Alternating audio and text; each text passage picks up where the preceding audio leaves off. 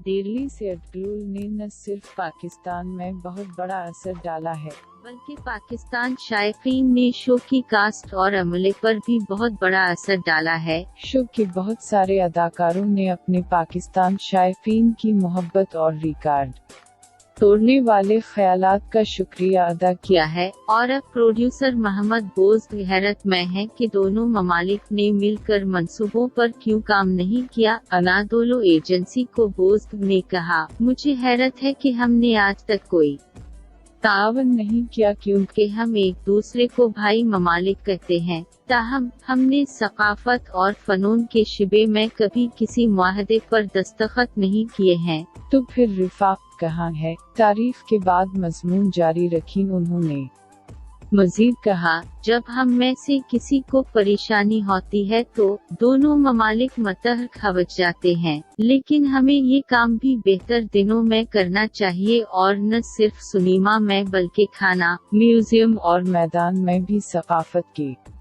दिनों का एहतमाम करना चाहिए। तारीफ उन्होंने कहा, हम अपने तजर्बात पाकिस्तान के साथ शेयर करेंगे और उन्हें अपने साथ इश्तराक करना चाहिए और मिलकर हम दुनिया को मुतज़्ज़ल समझौतों पर दस्तखत करेंगे। बोज़्द के मुताबिक यहाँ तक कि अगर तुर्की और पाकिस्तान की अलग अलग सरहदें हैं तो रूही एक ही कौम की होंगी। बोज़्द ने तुर्की के मशहूर ड्रामे की तख्लीक के पीछे कहानी भी शेयर की। इंकशाफ करते हुए कहा, जब हमने ये प्रोजेक्ट शुरू किया तो हमें तरबीत याफ्ता घोड़े नहीं मिल पाए जो एक ही वक्त में चलते थे, खैमे तैयार नहीं किए जाते थे और 13वीं सदी के दौरान लोगों ने क्या खाया था वो एक था अलमिया।